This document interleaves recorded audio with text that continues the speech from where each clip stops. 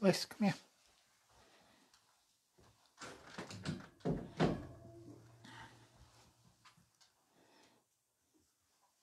Good girl. Oh, just turn the... Oh, hi there. Just bear with me 1 second. Just making sure I've got my do not disturb turned. Oh. Right. Oh, hi Jane. Oh, I know you can't see me yet, but I'm just getting myself sorted. Oh, so there I am. Just get this other phone working so I can just see what comments may come up. It's a bit easier on the other camera, slightly better quality. How are you, Jane? Hi, Rebel. There we go. Thanks, buddy.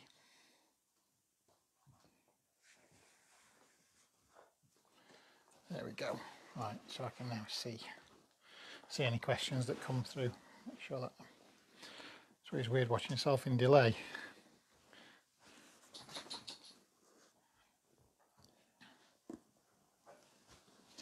Lissy, the monkey, come here. Oh, hello, little girl, trying to eat the microphone. Say hello, Bliss. Oh, it's up there. Come on, Rebs.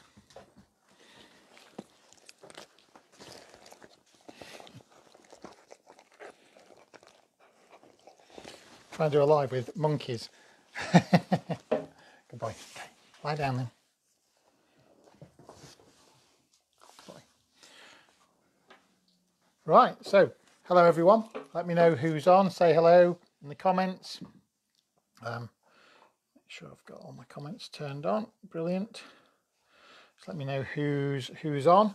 And yeah, just if you've got any questions you want to ask. I mean, it's pretty sort of impromptu. I just woke up, I thought I haven't done a live for a while, so thought I would just hop on and see if anybody's got anything that they want to ask.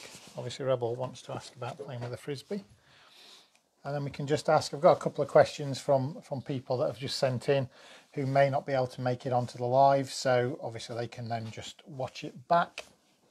So yeah, just if anyone's on that wants to ask a question, just pop it in. Good boy.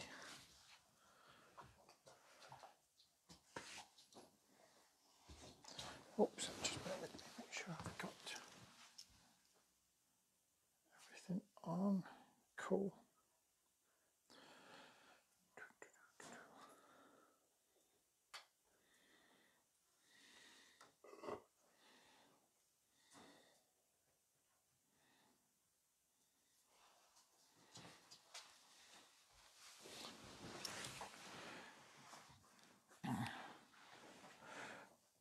Right, so in terms of a couple of questions that have been asked, hello monkey,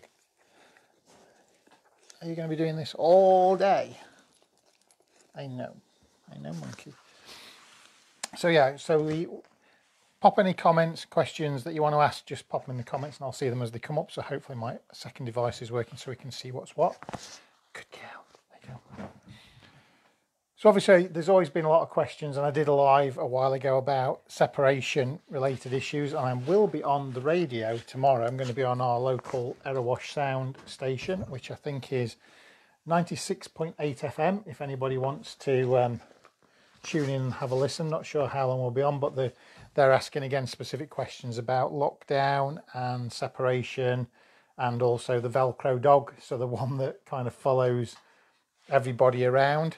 So again, without sort of recapping on that, there is, if you go onto my Facebook, if you go onto my YouTube channel, that whole live is recorded on there, and you can obviously watch that at your leisure and see all the points that we went through, which just include, you know, basic distancing yourself at certain times through the day. So having time away from your dogs when you're there. So nip out to the shops, leave the dogs, nip out for your exercise, leave the dogs on occasions, don't always take them with you. if you're going to move into different rooms, you know, just make sure you settle the dogs in one room and then move on to another room and leave them in there for a few minutes and then build up that duration. If you're doing Skype calls, family Zoom meetings or work Zoom meetings, just make sure that, you know, do them in a different room away from the dog. You know, making sure that they can't always see you as well. I mean, I get it that they will probably be able to smell you, but at least it creates that independence away from you. So that's really what we want to get to, okay, with separation. So again, jump onto the YouTube channel, go and watch that back. It gives you plenty of tips, but it's really important that as these dogs get used to us being home, we need to prepare them while we're home, because we don't get the chance to do what we're doing now, which is spending time with them when we're away. So you've got to practice spending the time away from them when you are with them. I'm sure that makes sense in my head. So in terms of one of the questions that I got asked was around sort of dogs barking. So as we've had nice weather, we've been out in the back garden, there's lots more people about, so there's lots more noise, lots more things happening. So it's really important that, you know, we sort of understand the whys and the wherefores of the barking. You know, what is it barking for? You know, it's a very raw sort of form of communication in dogs, that they can bark to say, look, I'm here. They can bark to alert other animals to their presence. They can bark to ward things off. Then they can howl and do all kinds of vocalization. So we have to kind of understand, you know, what is the purpose of that barking. But one of the things that I like to do is to actually put barking on cue, because, you know, asking a dog not to bark is, I suppose, very similar to saying to humans, don't breathe, don't speak. You know, it's something that they are born to do, so they will do it, and if they get pleasure out of it, they reward themselves, and it just repeats. So what we want to be doing in those scenarios is simply giving the dog something better to do, give them something more entertaining to do than bark, but actually think about, well, actually, can I put barking on cue? And it's not as complicated as you may think. So one of the simplest ways is, if you know you have something that makes the dog bark, whether that is the noise of a neighbour, or it is the clang of a gate, or it is the squeak of a toy, you can use those in your development of making barking on cue. So what would we do? We would, let's say, for example, let's take the squeaky toy. So we would hold it in front of the dog.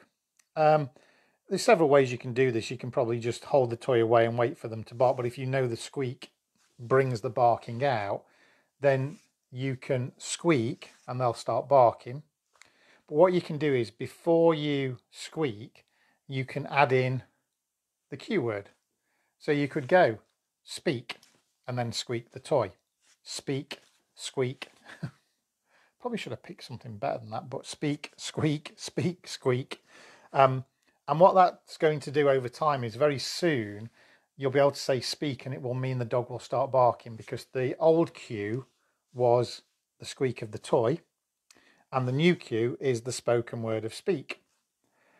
And so now you've got a way of getting them to bark on command. And if you think about it logically, it's a very similar process to what we used in toilet training. So a lot of you may have a specific cue for go wee-wees, or go toilet, or busy busy. And what happens when you say those things? The dogs will go outside and go to the toilet. So barking is no real difference in premise. We're just waiting for them to bark, and we're adding our cue word to when they're barking. But if we know we have something that brings about the barking, we can do it a little bit quicker.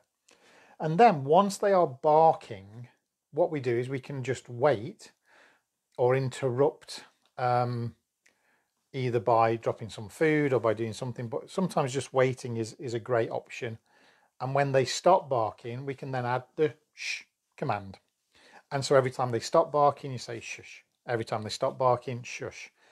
And so over time, you've got speak and you've got shush. And because they then both have their own meanings, if the dog starts barking of its own volition, you can add the shh command, and the dog will stop barking because it's learned that that means to go quiet. So you can then give the dog an outlet to bark, and by saying speak, so it gets the enjoyment of barking, but you're putting it onto cue, which means you can control when and if it happens. Obviously, there's a few steps in there, but that would be something that I would certainly try. Oh, hi, Carol. Hope you are well. Who have we got? So, hi, Katrina. And who else got? Eden. So, hi to everybody. Yeah, so anyone got any sort of questions, I say, just keep firing them in there and we'll deal with them as we go. So, yeah, so that's how I deal with sort of barking is predominantly to try and put it on cue, because then you can reward your dog, believe it or not, with letting them bark. So at an appropriate time, get them to speak and get them barking. I mean, barking can also be a sign of arousal, and sometimes that's not always a bad thing. I mean, I obviously one of my mentors, is a top agility performer. So when you see a lot of the dogs in the agility arena, you'll see them barking, and that's because they need them to be sort of at this peak of optimal performance, and sometimes that means barking's there. So without the barking, they don't perform as well because they're not as stimulated. So there are purposes and meanings for it. In terms of in-home barking, sort of towards the window and passers-by, then the method that I would use with that is simply by, initially you've got to look at management. Management will always form a part of any sort of training protocol, because you're not going to be in training mode 24/7 as much as we may want to be. Hi Dawn. We can only be in training mode when we're prepared for it. So sometimes you have to apply management. So if the dog sits on the top of your sofa and barks at everything that goes past, well, sense tells you that at some point you've got to block that off so that they don't practice that behavior. Then the other thing you can do is set yourself up for a training session and go, right, most people walk past my window at 2 o'clock, 3 o'clock, 4 o'clock. Oh yeah, Katrina. So obviously Katrina does quite a lot of agility. I've seen a lot of your rosettes coming through. So, so yeah, agility barkers, it's not uncommon, but peak performance. So yeah, I can understand that. So yeah, so back to the window. It's just a case of you've got to set yourself up. So you go, right, I'm going to be at my window with my dog at 3:30. And so what you're going to do is you're going to be armed with your dog's favourite, I'd say food. And one of the reasons why I would use food in this scenario as opposed to a toy is because toy is going to be arousing. So toy is going to create arousal up, which means that, yeah, they may do brilliantly at letting one person walk past. You then play with a toy, which gets them jazzed up. Excuse me. The next person that walks past, they go ballistic at, because you've jazzed them up. So food is generally more calming because it is linked to the parasympathetic nervous system. So it will be more calming and also ultimately more rewarding. But you can also use your dog's dinner. If you're using raw, you can even just use a teaspoon and feed your dog that way. So as people go past, if they don't react, then you're going to feed them. And then if they do look as though they're going to start to react, you can maybe close your blind, close your curtain. So what happens there is they effectively can lose access to the thing that they want, which is to look outside.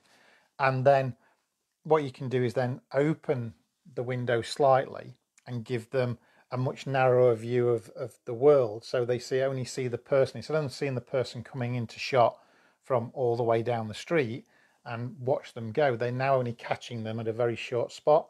But you can then capture them not barking while that person walks past.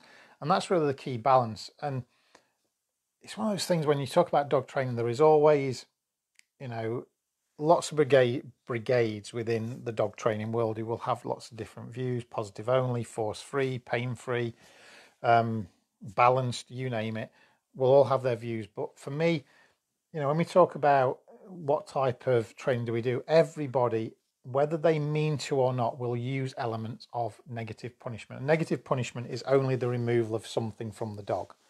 Okay.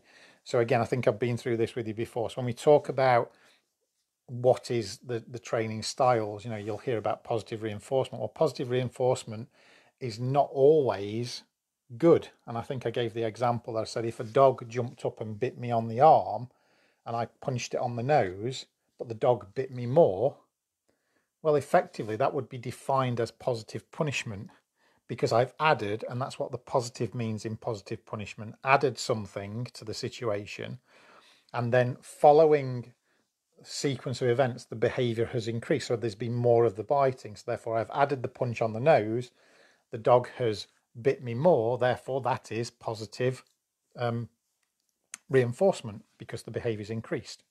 If the behavior had decreased, so the punch on the nose caused the dog to stop biting me, then it would be deemed as positive punishment, and that's the fine line. Hopefully I've just listened to myself back in the head if I got confused. So positive reinforcement because I added the punch on the nose, and I wouldn't do that, by the way, but just bear with me. So the dog bit me, punched it on the nose, and the behavior increased. So added the punch and the behavior increased, and you can only define reinforcement after the event. So if the behavior increases, then it's deemed to have been reinforced. If the behavior decreases, it's deemed to have been punished. Okay, so I hope I haven't sort of just blown everyone's mind, but I think I confused myself there as well.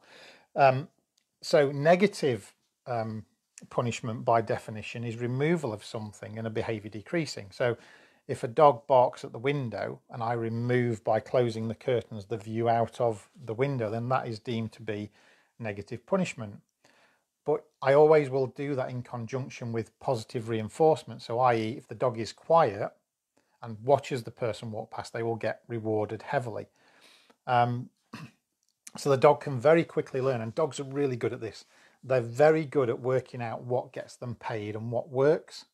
So they can go, oh, okay, I like looking out the window, but if I bark, window goes. But if the window stays open and stay quiet, ooh, I get fed.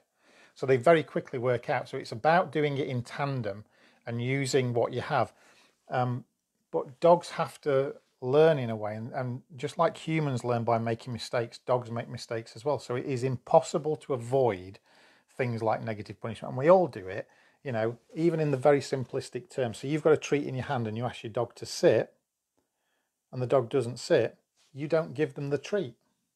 Well, by definition, the dog's there looking at you, anticipating the treat. By not giving them the treat, you are applying negative punishment because you're removing the treat from them in the hope that staring at you and ignoring you will diminish and they will then sit more. So we think that we are positively reinforcing the sit, but actually you are negatively punishing standing and looking at you gormless and going, well, I want the treat.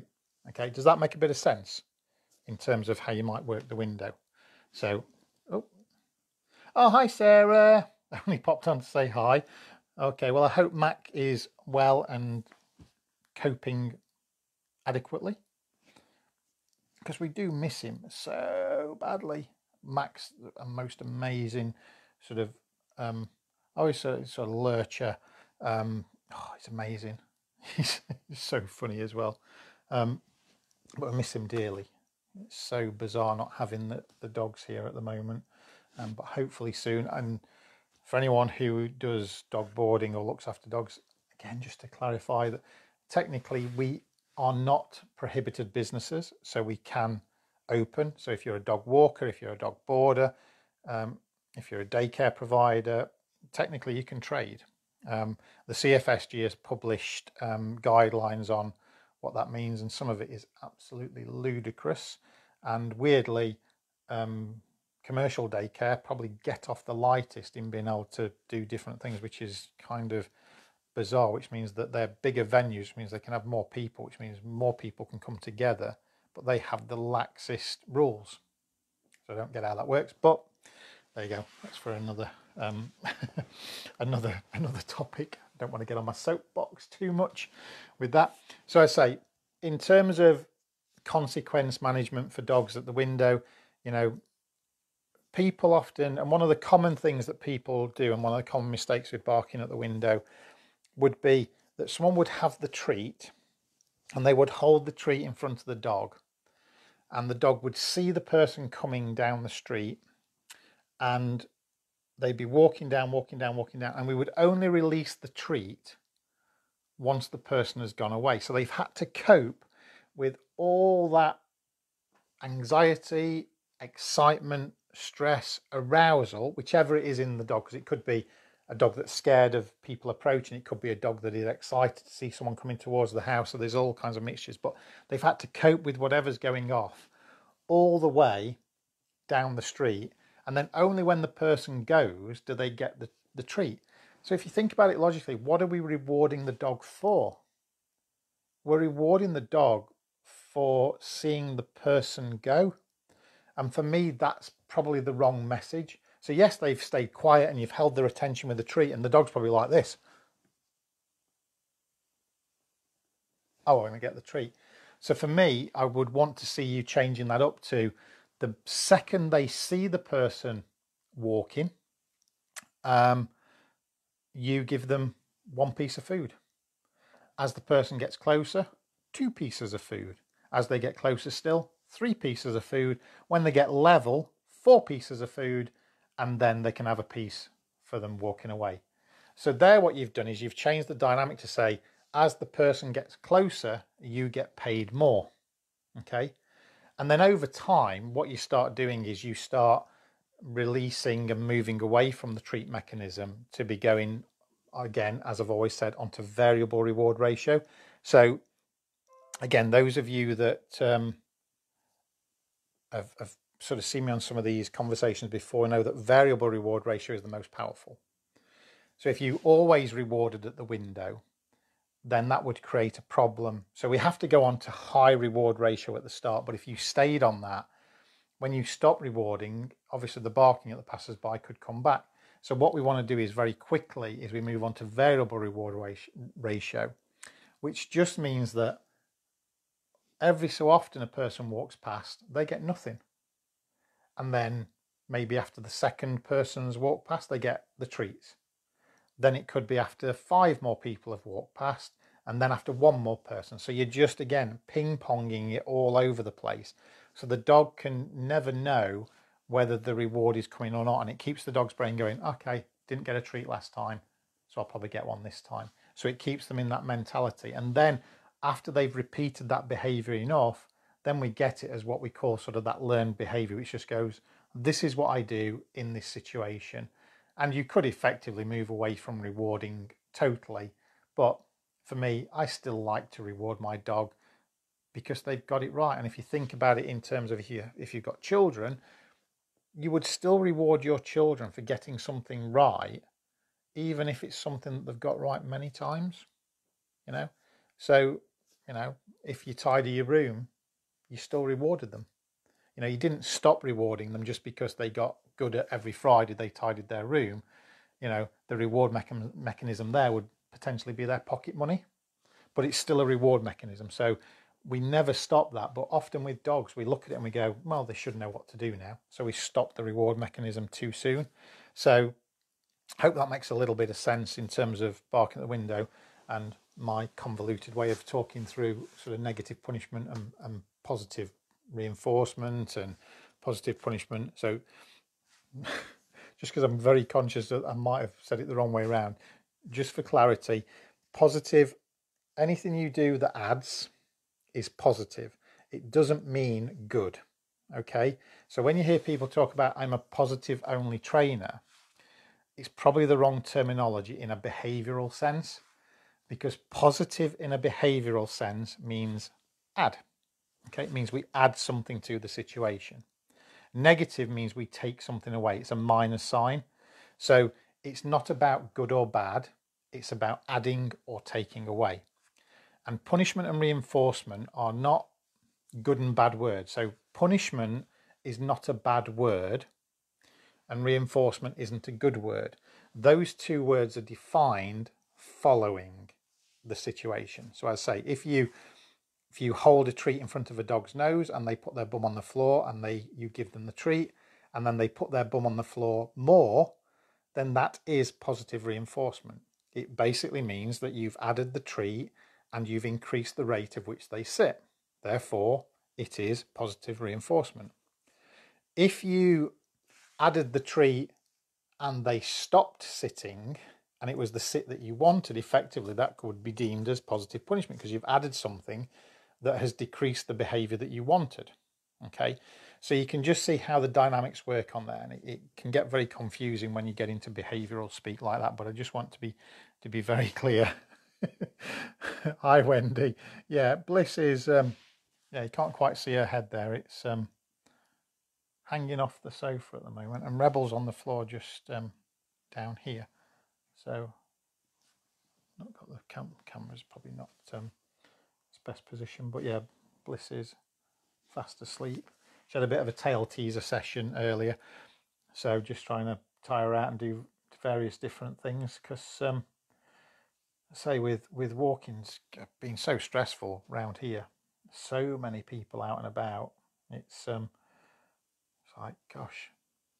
I think I said it on the other day. I went out and an hour walk that normally takes me an hour took me 2 hours, just because I was having to stop every 10 paces to move to the side to let cyclists come past. I've never seen so many cyclists, and fair play for getting out and doing your exercise, but I've walked that route 15 years and my God, never had to stop so many times. So I was like, no, I'm going to give that a miss, I think, and we'll just do some more training bits, and we'll do more scent work, which is kind of what keeps Bliss absolutely shattered. When people talk to me about, having an English Springer Spaniel, and you must take her out, God, for ages to get her tired. No, we practice a lot of this. We reward this type of behaviour. So my treat pouch is up there, but normally Bliss would be rewarded for this type of calmness. But we also do a lot of scent work through the day. And when I say a lot of scent work, I'll probably do 5 to 10 minutes in the morning, 5 to 10 minutes at lunchtime, and then 5 to 10 minutes at night. And that'll be a mixture of active search work, finding a scent, whether it's just hiding food around the garden or hiding a toy around the garden. 5 to 10 minutes of that just sees her zonked sort of every night. It's really powerful. And when you think about anything to do with your dogs or any struggles that you may have, tapping into their natural skills is the best thing you can do to tire them out. If you think that dogs are scavenger animals, so just by going down your back garden and popping a few blobs of their food around the garden and getting them to go around and find it, that in itself will tire a dog out more than probably your standard street walk around your estate, just because that's what they were born to do. The scientists suddenly suggest that 41% of a dog's brain is given over to sense of smell. You're talking around 300 million scent receptors linked to axons in the brain that obviously means that scent travels straight into the brain, and it's how they see the world. I always used to like doing, if you ever want a good read, there's a guy called Dr. Stanley Corren, and he kind of produced the Doggy IQ Test. And it's a great little test of little things, just simple things like stacking some books up on the floor and then putting like a piece of wood along the top and then placing a treat underneath the piece of wood and just watching what the dog does to get that treat. And there's several scoring methods. So the dog that just keeps persevering with the paw to try and scratch and get it. The ones that move around to the other side, to the easiest side to get it and do it quickly, all get measured on a certain score. And you get a sort of Doggy IQ test. And that's what we call like adaptive intelligence in dogs. And those little games are fantastic. But what you figure out is, one of the tests is that you move the dog out of the room and you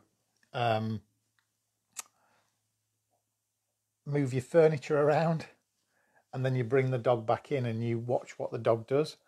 And when I first did that with Rebel, it was so funny because you're like, well, he's probably not going to do anything. And then you watch them come in and he just went round the whole room and just re-sniffed everything. Just went in every single place and just re-sniffed. And just, you're like, See, it starts to make sense that they see the world very differently to us. So they use their noses.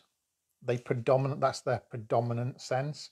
So sense of smell becomes You know, absolutely sort of the best thing to mentally stimulate them. So any games that you can do that use their noses and then tap into their enjoyment mechanism as well.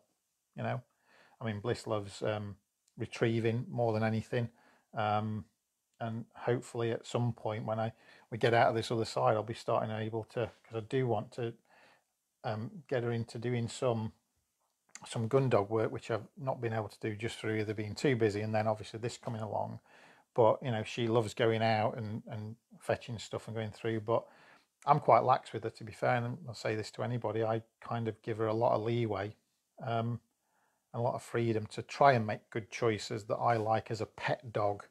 But we'll hopefully get onto that at some point, because I think that's something she's gonna really enjoy. So okay, let's just have a quick check, see what we've got. Okay. Wendy, is my scent course live now? Yes.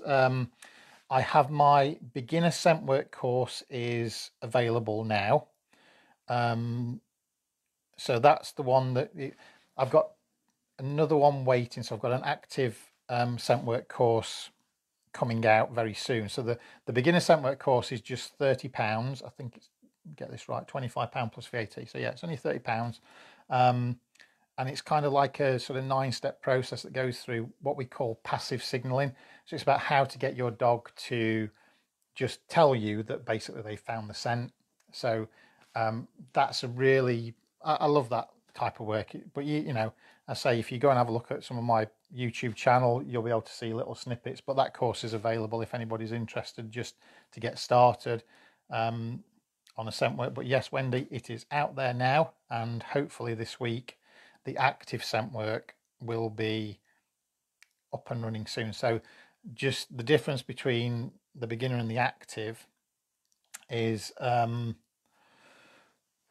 so passive signaling is just where you hide the scent and the dog will go, sniff, find, and then they'll almost freeze, or whatever you train them to do. You can train them to sit, you can train them to stand and put their nose on it, or just stare at it. But what you're looking for, that's kind of the passive signal.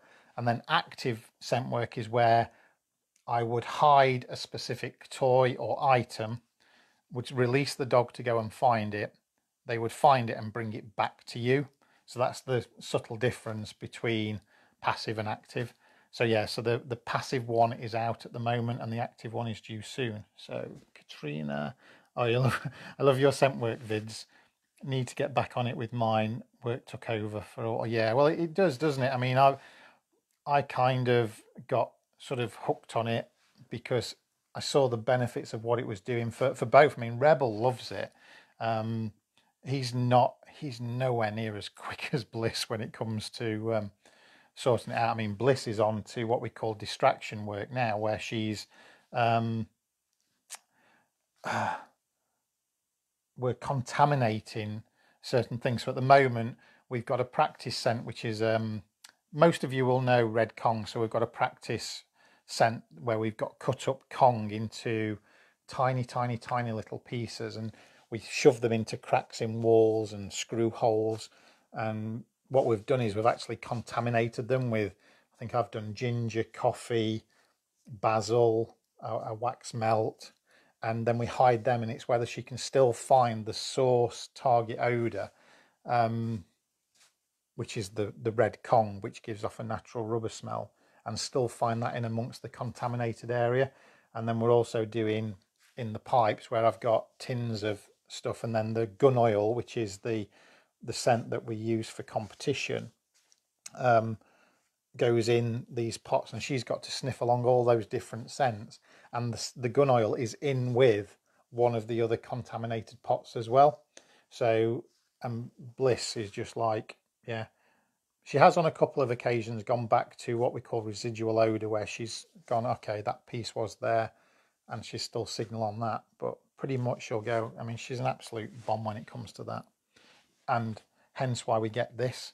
So as you can see, just that there, absolutely spark out. So we got, okay, so yeah, I think Wendy, I think you're right. I think she would love searching out and flushing. I think I might have seen, I don't know whether Emma is on, but I'll have to just get Emma involved on that. she can help me with that one. Hi from me and Lola. Oh, hi Donna.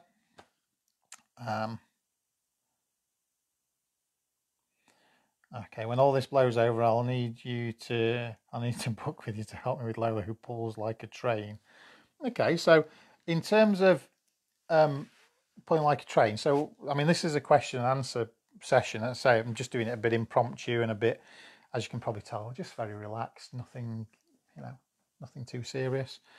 Even though I do get, when I get on a topic, as you probably noticed, kind of go off on a tangent. So apologies for that. So what type of pulling are you getting? So when's it starting? When are you starting the pulling? Talk me, if you can, just pop it in the comments. So tell me what happens when you pick out the lead to go for a walk. So you can just pop that in. I can have a look from there.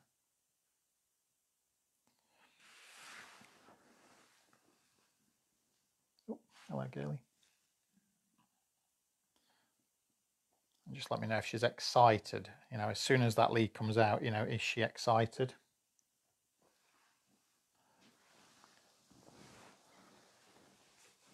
So did that make sense to everyone when I was talking about the barking at the window and the closing of the curtain as well? I'll just wait to see if we get that. Get the next comment through.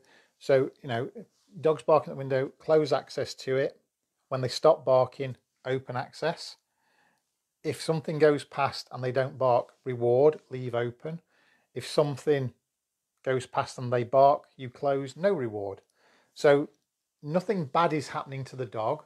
We're not even at this stage. I mean, you could remove them, but I tend, depending on the nature, so if the dog is slightly more anxious, then I would just probably close the access rather than remove them, because sometimes removing them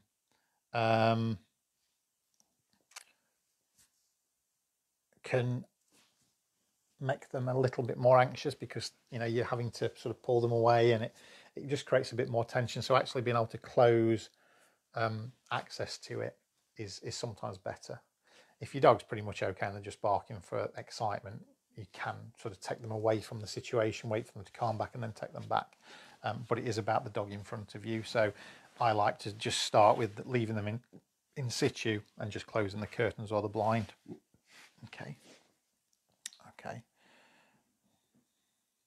Okay, so she's fine on harnessing, and she just starts pulling about 10 houses out.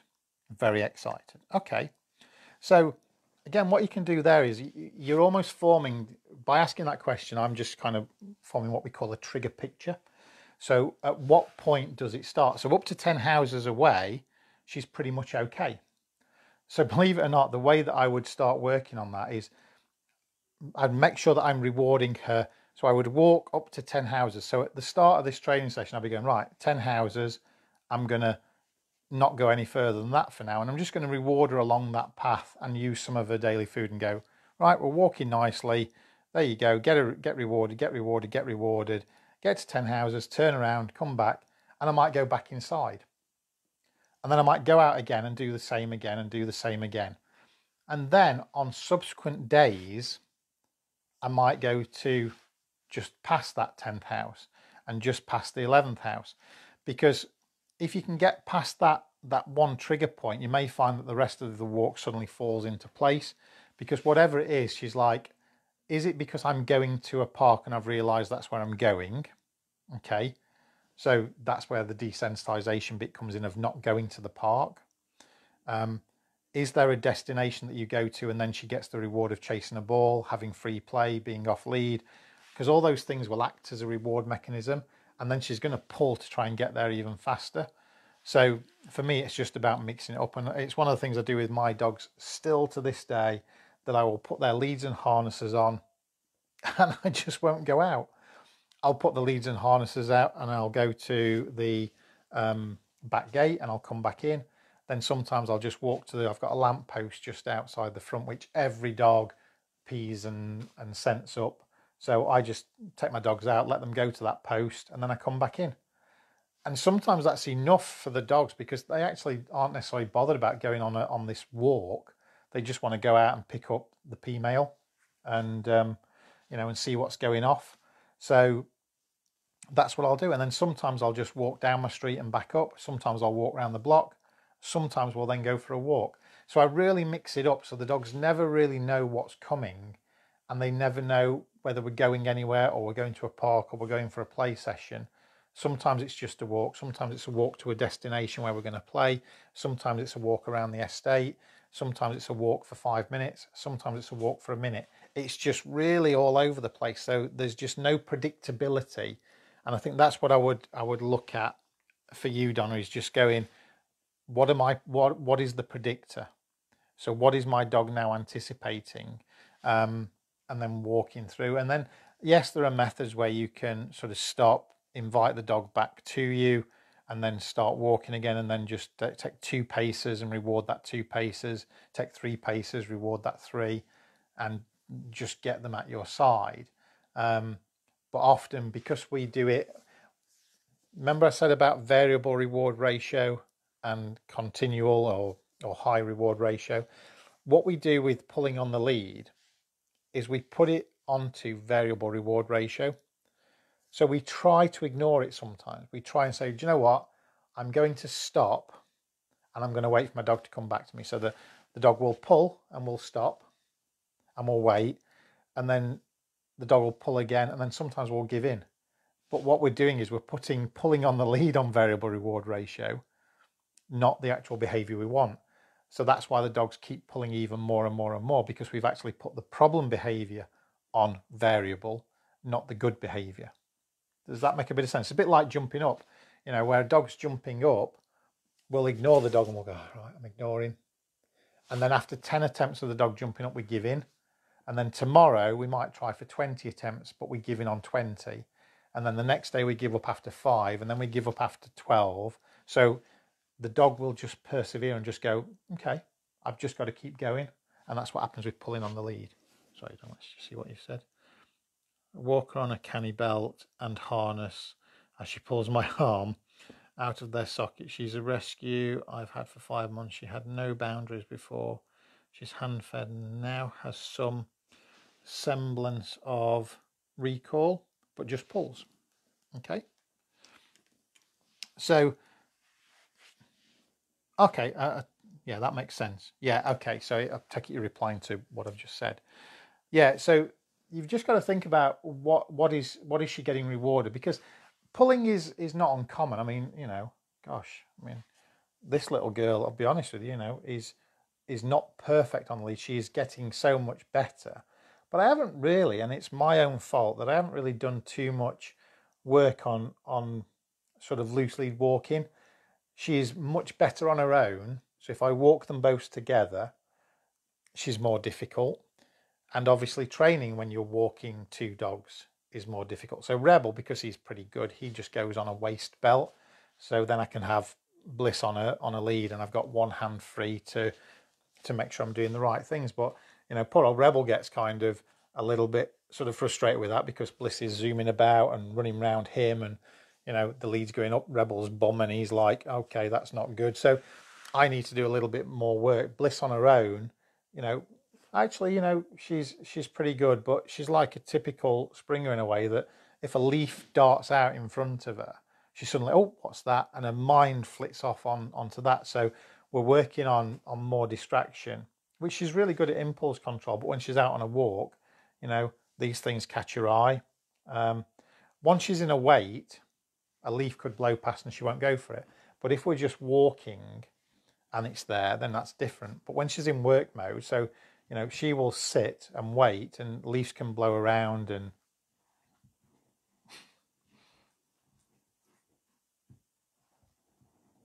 Oh, there we go.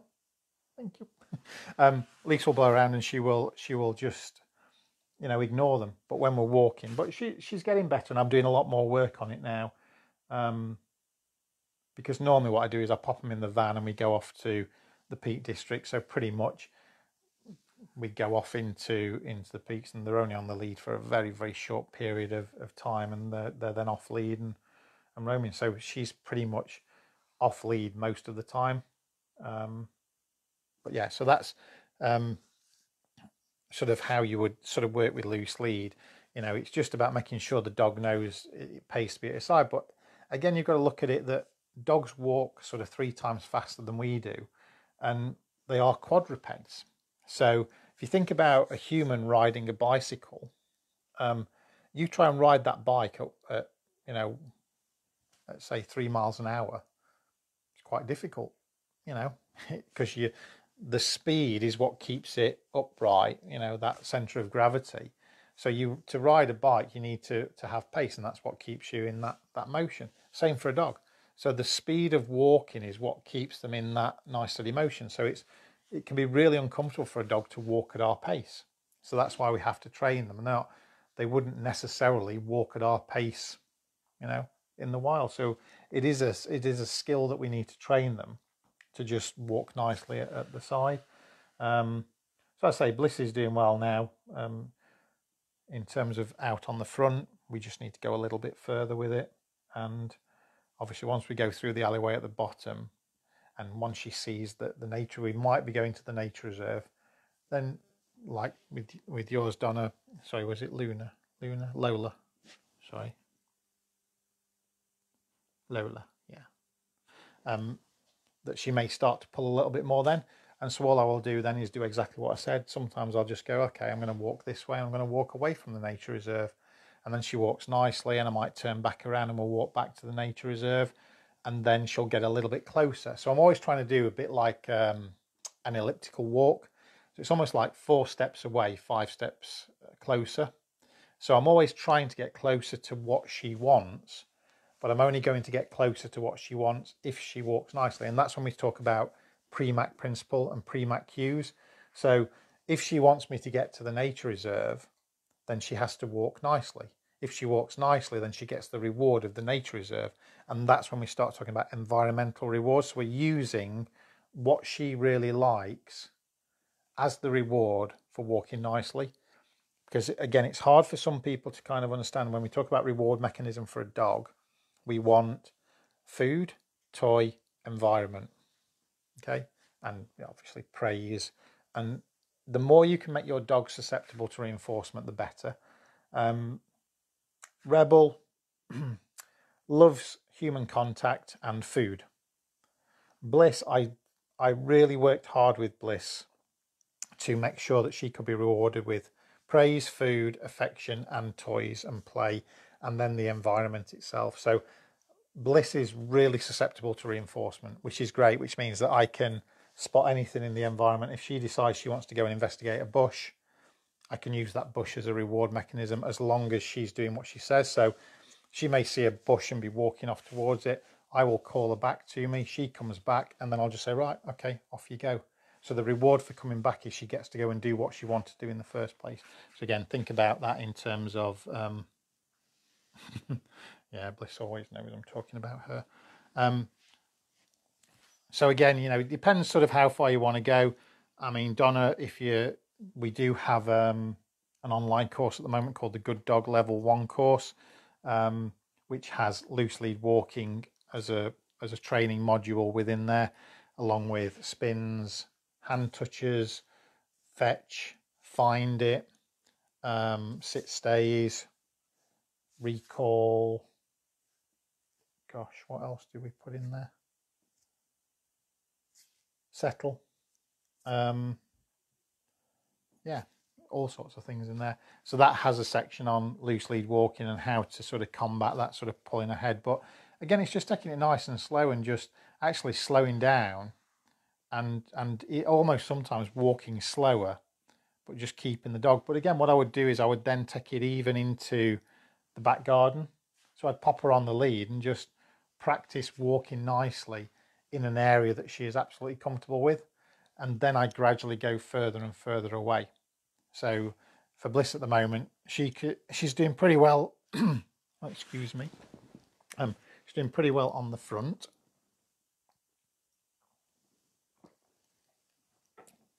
And she does pretty well on the canal path. So what I've got there is 2 options to sort of work on. And it's just that bit in between where she gets a little bit excited. So now what I'm trying to do is to gradually walk further and further down, bit by bit. But I'm not always going to get to where the excitement is, which is, say, the nature reserve, or the field where she can chase a frisbee. I'm not going to do that until she's walking nicely, so then she gets the reward. So does that make a bit of sense? Hopefully.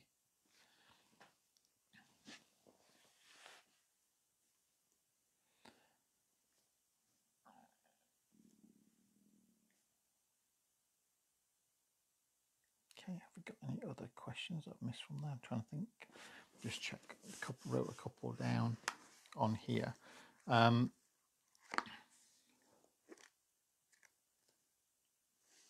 I covered that?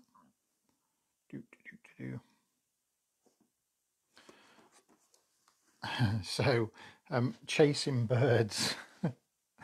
Okay, that's always a good one. So, especially now, because there seems to be lots of birds have come out and done so much. So, yeah, you see the birds on the back garden, and as it's been quite nice, I suppose, like my back door's been open, and these two are pretty good. Although Bliss, when she's on the nature reserve, loves to go and chase birds. Rebel's a squirrel chaser. Bliss is not so bothered by the squirrels, but the birds. But luckily, because we've done so much work on disengagement with Bliss, I can call her off a bird. So she should be sprinting off at it, but call her or blow the whistle, which I've got there, blow the whistle. She will, brilliant, Donna, excellent. But yeah, give me a call when you're free, and when we're out of this, and we'll get you sorted. So she will come away from it because we worked on disengagement, and that's really the key for anything sort of chase driven. So I will try, and if I know they have a real love of chasing, so if you're working with what did I work with that loved chase? German short-haired pointer, really love to chase squirrels. I tap into that and go, well, what can I use? So I would use a tail teaser, which is or a flirt pole. I use a horse lunge whip with a sheepskin toy on the end. Flirt poles are okay, and they're really robust and sturdy, but they tend to be shorter. So the horse lunge whips tends to be like, it's a 6-foot pole, and then there's like a 6-foot line, and then the sheepskin toy on the end. So you can really get, with your arm length, you're talking, almost 15 feet away from you of whizzing this thing around. And they can learn to chase, catch, release, chase, catch, release, chase, catch, release.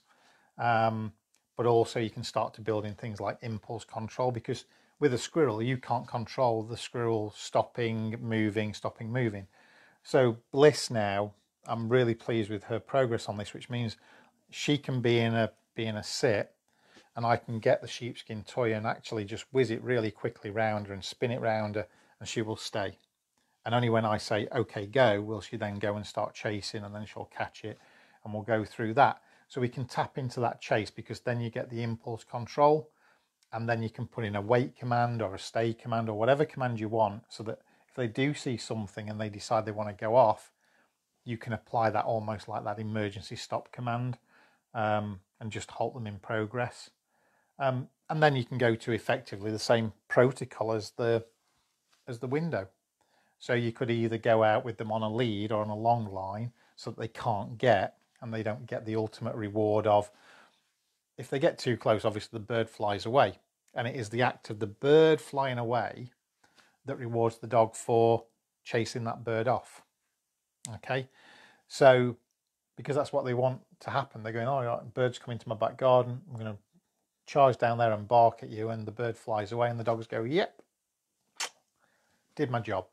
And so the next time a bird comes on, they'll do it again and again and again. So actually you go through the same premise of having the lead on. Bird comes into the garden, you start rewarding early. Bird comes in, they don't do anything, they get rewarded. And then the bird flies away and you reward again. So you can see that they get rewarded for doing nothing. It's one of my favourite things to do, is to reward my dogs for choosing nothing. I love the fact of a decision where the dog does nothing is the best option, in context, obviously. You know, if you're trying to do a retrieve, you don't want nothing, okay? But in general life events, when something novel comes into their world, the best response is nothing.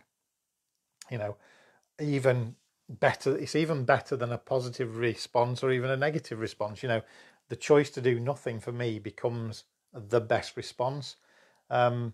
I might not know. So if they were to stay doing what Bliss is doing here, so just in this position, be like, yep, give her a treat under her nose, do some ninja feeding, just drop that food and just reward her for absolutely choosing to do nothing. And then they can start to enjoy and look forward to the birds coming into the garden, because they kind of go, all right, if I do nothing, the bird comes in, I get a little bit of reward. And then again, you start moving that onto variable reward ratio. So I think we've covered quite a bit. Has anyone got any other questions that they want to sort of ask about? Hello, buddy. Yeah, Rebel's woke up now. So I'll just hang on for a few more minutes and just see. But I say, I'm also looking, so if anyone's got any ideas on any sort of mini courses that we can produce to help people, I'm trying to get as many done as possible while we're in sort of lockdown, just to help people out, really.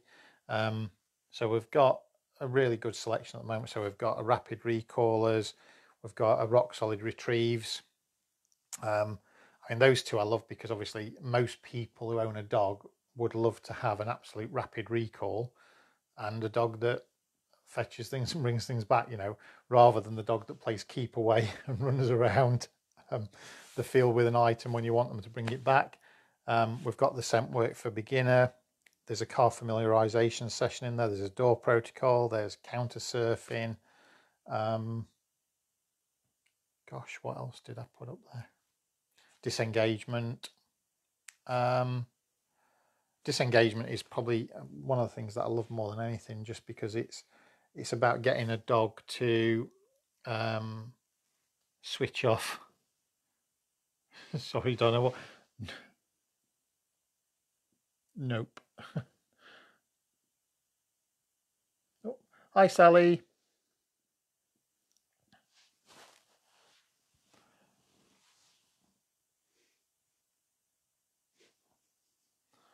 Just, I'm trying to have to check back to see when that note came in and just see what I was referring to when that came in.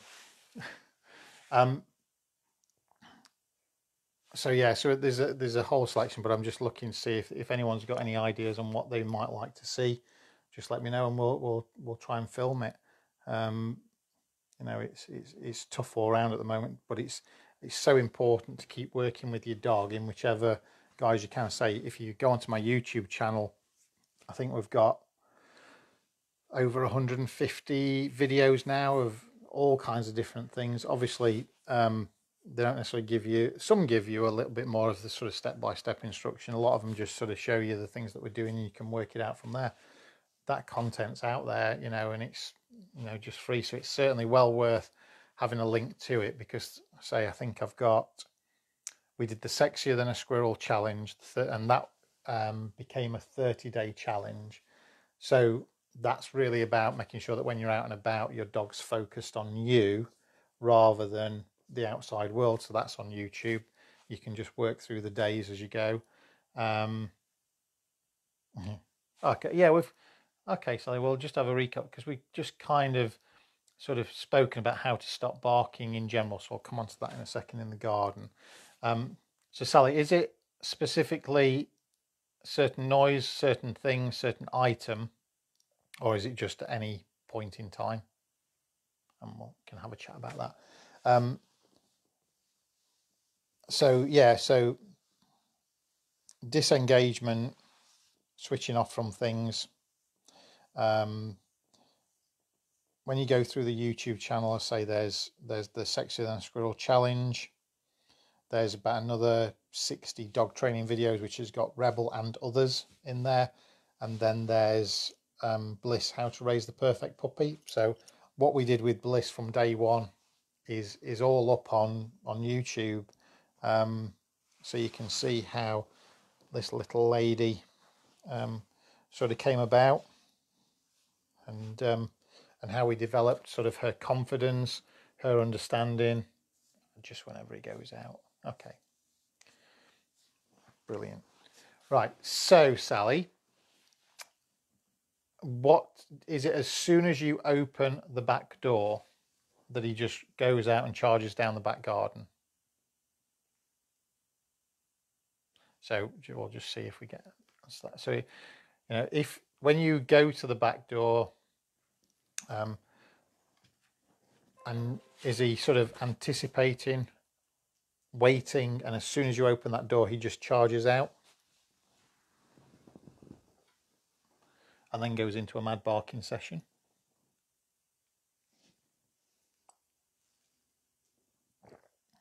Not always. Okay. So the first thing to do for me is always about focusing on calmness. It's about how they leave, and it's not just, this is the same for loose lead walking, for going into the car. So excuse if my camera just suddenly starts wobbling because Bliss is just having a good old scratch right on the leg. So first thing is about going and leaving the house calmly from any doorway. Okay, so what I tend to do is I will go to the back door, and if the dog's sort of waiting there, I might just call them away. Normally if he hears a noise. Okay, so the first thing to then look at is opening the door, and if it looks like he's going to charge out, because what you want, what I sort of like is making sure that the dog is calm. Now, people often say to me, yeah, well, my dog sits and waits, and then I open the door and then they go out. That doesn't always mean that they are calm. They can have a level of arousal and cortisol and adrenaline in the system and still be sat. So it's just about opening the door, and if it looks like they're going to sort of bolt out, just sort of closing it, maybe going off and doing something else, and then going back and reopening the door and letting them out in a calm manner. The other thing you can look at is, again, we apply management. So it might be that because if they go into a running frenzy and then you're going to try and play catch them, then it becomes a bit of a game. So you end up chasing round after them. So it might be that you apply a long line. So you pop a long line on so that if they do immediately go into the barking, you can apply, you know, you've got hold of the lead so they can't run away from you, and you can stop them from running off. Yes, they may still be barking, but then you create, dare I say, a consequence for barking. And the consequence for barking is that you're no longer in the garden. Okay, and you bring them in. And then you can just kind of wait a few seconds and then let them go back out again. And if they go back out and they're quiet, you can reward them. Play ball, give them a piece of food, whatever. But the minute that they start barking again, you can bring them in. Okay. Now that's a mixture of, dare I say, you know, it's negative punishment and positive reinforcement. So you're creating a balance so the dog can clearly start to understand one way gets me paid, one way gets me losing the thing that I want, which is to be out and about. So, but you have to be pretty slick with what you're doing. So if you've waited too long, you've kind of missed the opportunity, because it has to be linked to that behavior. One of my other preferred things is to think about training something that is incompatible with barking in the back garden. So one of my favorite things that I train is a boundary game, which is, I do it on a dog raised bed, but it could equally be a towel, it could equally be a mat, it could be anything, and you just train the dog to go onto there, and you play this game where you throw food off, the dog waits on, you release them, they go get the food, and they immediately return to this boundary. So that's one of the things that I would train to make lots of fun. So the minute they start barking at something, it would be, for me, I would be calling my dogs to me and going, right, hop it up, and we go into a boundary game. Now that takes a bit of time. They're not suddenly going to start doing it, because you have to train the boundary in no stimulus environment. So i.e. living room, kitchen, back garden, when nothing is going on. But you train it solidly in the house first, then you take it into the back garden, train it solidly with no distraction, and then you start playing that game as distractions come. Okay, so immediately the dog goes into an unwanted behavior. It's like, right, okay, come here, hop it up onto the boundary, play the boundary game, then let them go off and go and explore again. It's really about interrupting the behavior. So that would be training one incompatible behavior. It is incompatible for them to bark at the thing in the garden and do the boundary game at the same time. So that's training something incompatible. Then the next thing to train for me, or probably might even do this first, is an attention noise. So most people will say, well, I'll call the dog's name. But one of the problems with the dog's name is that means so many different things already. So it means, where are you? What are you doing? Come here. Your dinner's ready. It means so many different things. The dog doesn't always know what you want from them at that specific time. So for me, something like an attention noise has one meaning and one meaning only. And basically what it means come here and get a treat. Okay. So I have two noises. Let's say two noises. I have one word and I suppose one noise, and it's just because I've naturally had this from going back a long time when we used to do sort of more of the sort of Barbara Woodhouse type training of no, no, no, no, no. But I've just kept it on. But it's a noise that's in a very flat tone. Okay, so my first one that I use is thank you. Okay, I'm not saying thank you to my dogs, and let's be right, dogs don't know what the word thank you means. But if my dogs are doing something, so I have a neighbour who, I think it's a Shih Tzu, and he opens the back door, shoos the dog out, closes the door, and that dog just then yaps for about half an hour, 45 minutes. And it drives Rebel absolutely nuts. And what he will do is sometimes if the back door's open and he's free to go, he'll suddenly charge out and he'll go down to the bottom of the garden. And because I've trained him to only sort of bark sort of 3 times, he will give it a oh, oh, oh, and then come back in. But if I catch him before he gets to the patio door, I might go, thank you, Rebel. And that will see him turn around and come straight back to me.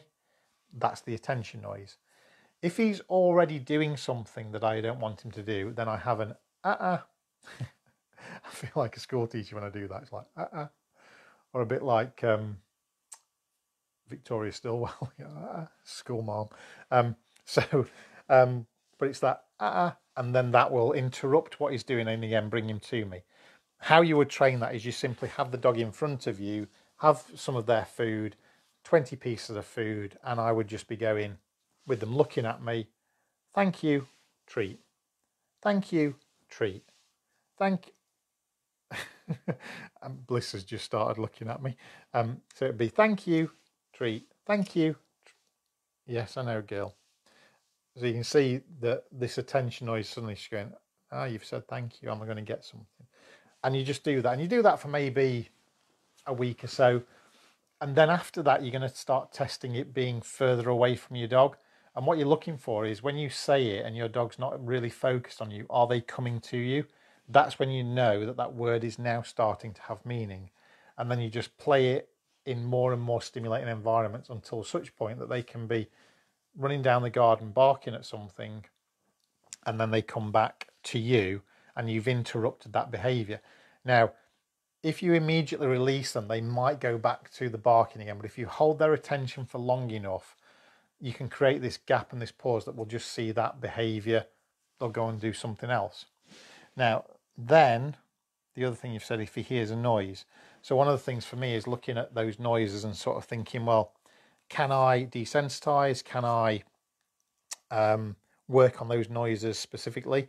So one of my favourite games is Noise Box. And again, jump onto YouTube, go and have a look at YouTube. Noise Box is in there. I think Rebel's doing a very advanced version where my box is absolutely full of stuff. There's an intermediate version with Bliss where it's not so full. But Noise Box is just where you get an empty cardboard box and you start with it empty and you just drop some food in it.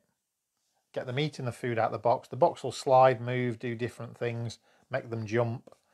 They'll move away from the box, but they'll go back because there's food in. Once they're comfortably going into that box, add some items like Coke bottles, plastic water bottles, Coke cans.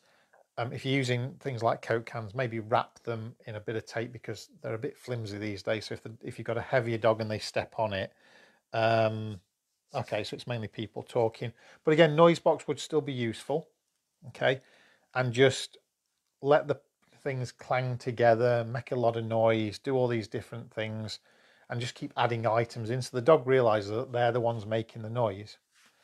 Then the next thing you can do, if you've got mainly people talking, then one of the things you can do is sort of go onto YouTube and just pull up crowded people talking. Okay, there on YouTube you can find any noises that you want and just play it, and then just feed your dog while that's going off. So you can start with it on low volume. So I say if you're in your garden, then depending what you've got, if you have a Bluetooth speaker or something that you can just place maybe away from where you're sat, then you can just send, go onto YouTube, play it through your speaker and make it sound as though it's coming from over your neighbour's side, but you put it on low volume. And you just, when you can just hear the noise, I mean, dogs' hearing is very sensitive, so they'll hear it. You'll play it on volume 1. You probably won't even hear it, but the dog will. And all you're looking for is them just kind of going. And the minute they do that, you can then reward before they go into this barking. And then you gradually turn the volume up bit by bit by bit. And you can do something that's known as kind of like Pavlov's breakfast, where have people talking through YouTube, through your speakers, through your TV, whatever, and play that and then put your dog's food down. So while they're eating, all this noise is going off, and do that in the morning, do that in the afternoon, or whenever you feed your dog. And then gradually you can work that volume up and up and up so that all of a sudden you're changing what's paired to the people talking. And often the reason why dogs bark when people are talking, because it is almost like an invasion of sort of their territory or something coming near their territory. So they're kind of just saying, just watch out, we're here. So you could go into sort of removal technique, and then, but with the removal technique, which is, as I say, is what we term as negative punishment, there is a key element here, is that what a lot of people will do is the dog's barking, they will bring them in and probably leave them inside for 5-10 minutes, even half an hour, and then take them out again. That will see your dog learn nothing. So if you do bring them in, you only want to be bringing them in for 5 to 10 seconds. Okay, excuse my belly rumbling if you heard that on there. These microphones are good. So 5 to 10 seconds so that you can let them out again very quickly. So there is a clear balance for them to be able to learn of, I got it wrong, I went in, I come out, I'm quiet, I get rewarded. Mixed in with then the noise of the group of people, playing the noise sounds when they're eating their dinner, gradually going outside with the speaker if you can, or even just play it through your phone, or put your phone maybe on a stand somewhere near the fence where your neighbours are, and press play and walk away from it, and then build that up. That should hopefully be what you need to do to get your dog comfortable with people talking and effectively going, oh, people are talking, give me some food, because that's really what you want, is you want them to look at that with sort of an optimism and just kind of go, yep, people talking, I normally get fed. That's kind of you want. So Sally, hopefully that's helped you a little bit on that. Just let me know, give me a thumbs up, or just tell me that that made sense. So Linda, okay, so the disengagement seems to be working for Max, but I've found sometimes just when I start to relax and think he's got it, he'll unexpectedly lose the plot, won't pay attention. So I then, okay, thanks Sally, brilliant. So then I stop training and leave it an hour or so, and he then seems to remember what he has to do. Yeah, so as with anything, is he doing this to wind me up? No. Okay, is the simple answer. They don't really have that concept of doing something for a malicious reason, dare I say, to wind you up. It could be that when you're training him, he has a tolerance level. So this is always about working with a dog in front of you. So what I would want you to do, Linda, is to just keep an eye on the time frame of when he's starting to lose the plot. So let's just say, for example, you're training him for 10 minutes and sort of the minute you hit 10 minutes, he's then sort of becoming more and more difficult. He's getting a bit too stimulated, and training will do that. Training is a stimulus, okay? So Bliss it can be like that as well. So I can be training a new exercise with Bliss, so like leg weaves. When I start doing leg weaves with Bliss, she would do really well, and then I would push it a little bit too far, and then she'd get a little bit overexcited, and she'd go into bouncing, and then typical Springer behaviours. So it was like, okay, so I just shorten the session down. So I go from sort of doing it for a 10-minute session to a 5-minute session, or from a 3-minute session to a 2-minute session, and then I'll work back up. Okay, because then what you're doing is you're helping proof your dog. So which one? So for Max, okay. So it's Max that's this one you've got that issue with. Yeah. So for Max, he may just be reaching that point of almost reaching threshold where he's now becoming too stimulated through the training, and then he struggles. So the best thing to do is to stop. And in that scenario, we're not talking about right or wrong behaviour. So stopping for an hour is fine on a training session, and then coming back and proofing it. And then over time, you can then build up the time that you train it for. Because when you think about the disengagement course, so I'm glad that you're enjoying that. So the disengagement course is, I say, I love that one, and it's I think, what is it? It's like 12 quid. But it's one of my favourite things, and one of the most powerful things that you can have for your dog, which is the ability to switch off from the environment to focus back on you. But disengagement in itself is a tough challenge for a dog. So what you've got to remember, Linda, is that we're asking a dog to really battle against something that they really want. So it took me with Rebel, I think there's a video on YouTube of it's called High Value Disengagement with Rebel on YouTube. And in that video, what you see me doing is getting a plate of chorizo sausage, showing it Rebel, and then going down to the bottom of my garden and putting it on a bench. And then I release Rebel to it, and he gets about that far away from the plate, and I call him away, and he runs away. And Rebel generally will call away from anything, apart from, as I found out recently, that my young girl was in season, and another dog came into view, and he decided he was going to tell the dog to keep away, and I didn't know that Bliss was in season until I brought her back in. So yeah, there is a tolerance to, even for Rebel, that he would normally call away from absolutely anything, but because Bliss was in season, he would not call away until he'd had his bark and say, please go away. After that, he came away.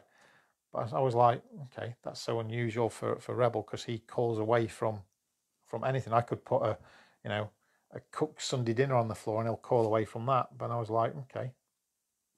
But it was when I came back, and then obviously I popped Bliss up onto here, and unfortunately I then found spots of blood. So okay, that makes perfect sense. So you can see that disengagement is a concept that is really key, but it is tough because you're placing something down and then asking them to come away from. So that will always be stimulating, and because it is a little bit more energetic. So, because which stage are you at, Linda? Sorry, if you let me know sort of which part you're at, because obviously there's several stages. But if you do find that it is getting too quick, what stage is that? Could be the answer to that little synopsis. So sometimes just going back and just reproofing some of the previous steps might be a way forward. Don't be afraid to go back. I still do that with Max will call away from kibble but not meat. Okay, so depending where you're up to, so the meat for you would be sort of where I did it with Bliss with the chorizo. I put it inside the crate and then closed the crate door so she can't get to it, and then I'm waiting for her to make the decision to come away. And then when she comes away, she gets rewarded with a high value reward at me, but gets immediately taken to the crate, and the crate door opens so she can have the meat. And that's the important thing, that we're not restricting them from that ultimate desire, but we're just saying, you've got to come to me first. And then depending where you get to on that course, you will see that then Bliss, I called her away and she didn't come away. And then what I did, I went back and just practice the step before, and then went back to having the door open, and she was then able to call away from it. So you can just see I had to go back to go to that step, because by opening the door, I made it too tough.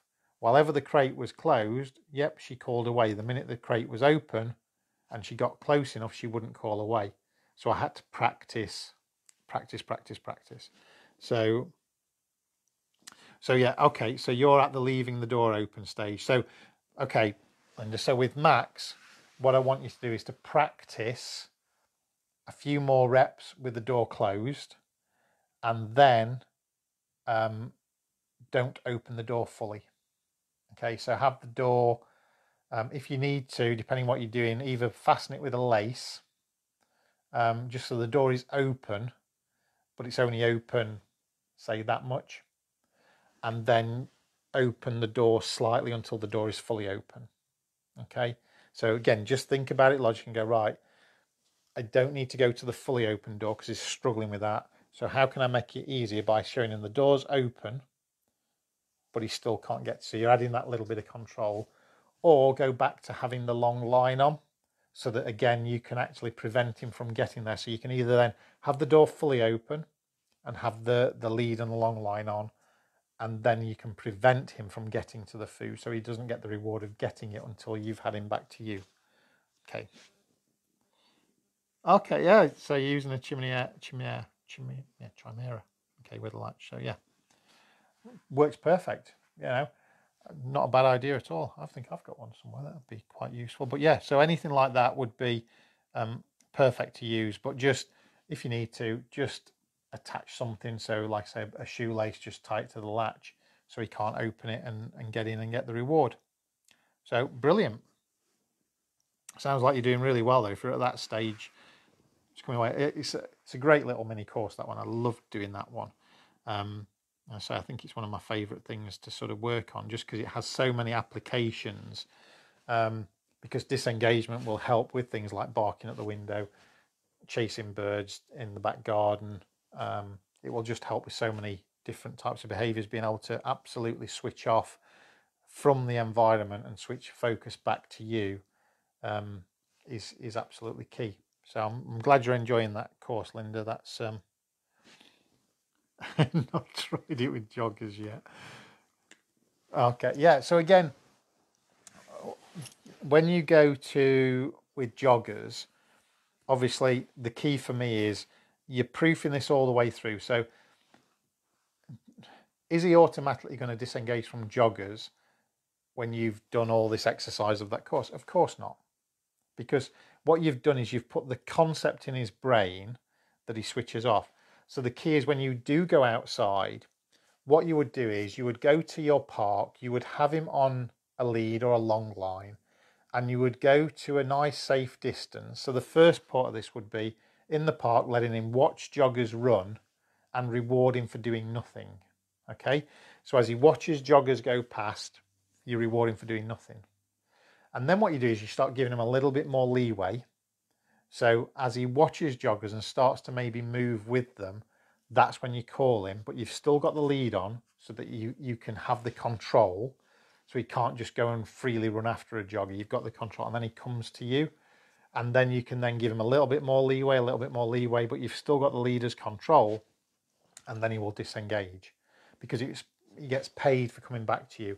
But with the joggers, if you find that they are massively high value for him, then you need to match the high value joggers with an equally high value reward to start with to really proof the concept. But because he's learned what you've taught him off the course, in his brain he understands what you're asking. So it's much easier for him. But if joggers are what we call saliency, so at the moment you could put kibble in there, and this is why on that course we went through kibble, we went through toy, we went through chorizo. So on all those stages, you can see that kibble is low value because that's just their normal food. Chorizo is high value because it's very smelly, very salient. And then for Bliss, we did the toy because for her, the toy was the highest saliency out of them all. So being able to disengage from her favourite toy would be the toughest challenge.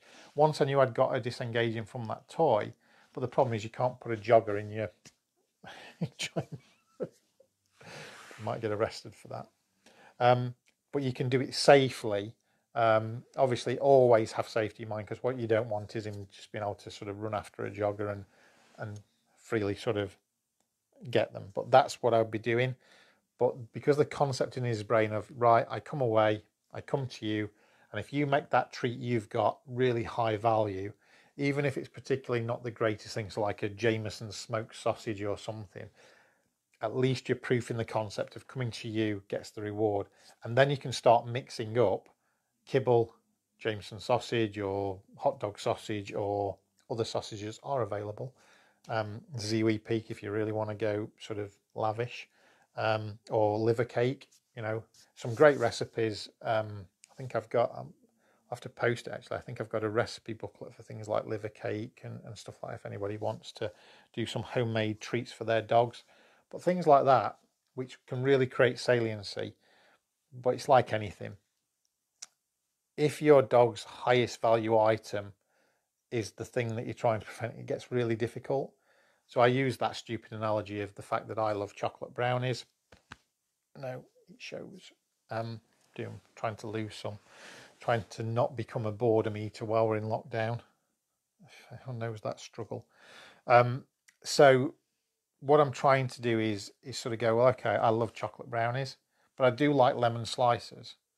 But you could put 10 lemon slices over there and put one chocolate brownie up on the roof of my neighbour's house.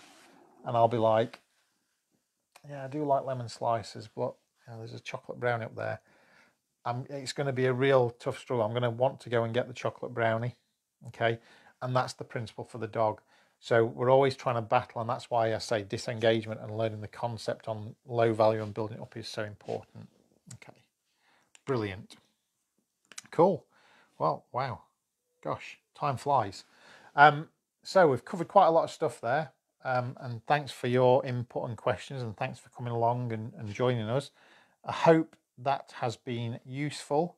I hope we've had a few little pointers in there that help people out.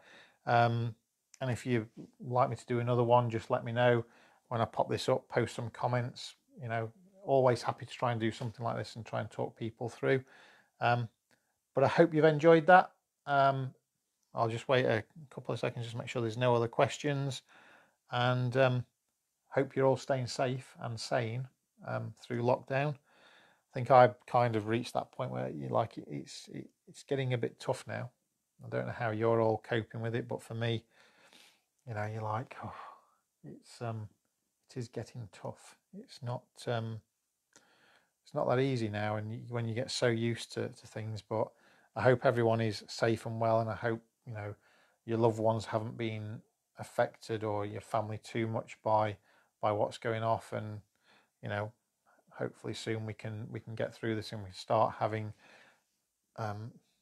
some resemblance of normal at some point. I mean, for me as well, hopefully getting out and seeing people again, because you know that's what you miss. And also the dogs, you know, I mean, I'm a dog person. I kind of miss that, and it's been really tough. I'm lucky I've got my own too, but it's been really tough. So I've had to kind of diversify quite a lot, because like everything, you know, being self-employed has some complexities in terms of what help we can get. And I was talking to someone about this the other day, just where we go, you know, Rishi Sunak was saying, oh, you're going to get parity, you're going to get this 80% of what you earn off your net income. But weirdly, a lot of my costs, if you like, are in my gross income band. So, you know, I get my gross income, and then things like my van and memberships and things like that for membership bodies, and my license for dog boarding and my trading licenses, all those things come out at a gross level, but I've still got to pay them. But I'm only going to get help off my net income. So actually, although I'm getting 80%, I'm getting 80% of 60%. So I'm getting 80% of 60%, which is not comparable to people who are employees who are getting 80% of what they earn. And if they have a car which they would use to get to work, obviously that's included, because nothing gets taken off. So it's a very complicated thing. But obviously the benefit of being self-employed is that cost you can apply before, and that's where that disparity comes in. So I've kind of had to diversify because I know that that 80% is not going to cover what. So that's why there's lots of self-employed people panicking and struggling, because they know that they don't get an element. Where we get the benefit is that we can stick those things in our cost bracket, which means we pay, in essence, that bit that Rishi was on about, we pay less tax because we include those things in our sort of cost basis, which comes down. But the saving is minimal. I think I've got a friend who earns the same money as me as an employee, and I actually paid more tax than them because they have a salary sacrifice scheme for their pension, so they ended up paying less tax than I did. So it's really convoluted, but I'd be glad when I get something in there to make me feel a little bit happier about the situation, that I can survive another month. So hopefully in June we will have that from the government, but at the moment it's just a case of trying to do what we can, and these little lives hopefully just give you a little bit of information on how you can work with your dogs. But as I say to anybody, thanks Donna, no, I'll do as many as I can, and if anybody wants any questions, send them through to me. I'm happy to talk to people. If you want to ring me, obviously my number's on the page, just give me a call, I'll talk directly to you. Obviously we've got a range of courses, but also I've got my YouTube page, which has just got loads of free content on there. But like I say, I would like to thank everybody who has helped and supported me through this period, and I've got some amazing clients who have done some wonderful things for me that have ensured that Canine Assist is in a really decent position to come out the other side and remain in situ and do all those things. So I can't thank those clients enough, which is why I can do some of these nice little chats for people and put out content that hopefully helps people. So like I say, it's so nice to work with so many people that have done so much to help me personally, and this is my business. I'm not a big company. It is just me and my dogs, and so when you get that help, it's awesome. So thank you everybody who has helped us sort of stay afloat. It means, well, means a lot. This is my blood, sweat and tears, this business, and I'm lucky to do it. I'm lucky to get to work with some amazing clients and some amazing dogs, and see dogs progress and improve. And some are quicker than others, some takes a long time, and dare I say it, there'll probably be some that don't move at all. That's the nature of dog training, but I'm very lucky to do what I do, and thank you for joining me, and thank you. I hope you've thoroughly enjoyed it, and there's some little nuggets in there. So, but if you've got any videos, post them on the page, post them on the groups that we've got. Let me know how you're getting on. If you're struggling with anything, send me a WhatsApp video. I'll have a look at it and we can have a chat through it. I'll do whatever I can to help anybody who sort of joins us on through Canine Assist, because that's what we're about. And yeah, brilliant. It's enough from me. I've waffled on enough. I'll keep going. So have a wonderful evening. Enjoy. What day is it? It's Thursday. Oh, and anyone who tunes into Arrowwash Sound, I will be on Arrowwash Sound tomorrow, I think around about 2:40ish, 2:45 on the David O'Connell show. Again, we're just having a little chat about sort of separation anxiety. I was on there last week, and they've invited me back to do another little chat. So oh yeah, and I'll try and get some recipes up there, or I'll send them over to you. They might be on a PDF, so I'll have a look, but I will get some stuff sent over to you, Linda, so you can have a look at that. And if anybody does want anything and I don't know, I haven't necessarily got your email, if you send me an email to info@canineassist.co.uk, I will, and you just put, please send me a recipe booklet, I'll fire one over to you. So yeah, brilliant. Well, have a great evening, and I will see you very soon. Take care, guys. Ooh. Good boy. Good girl, Blissy.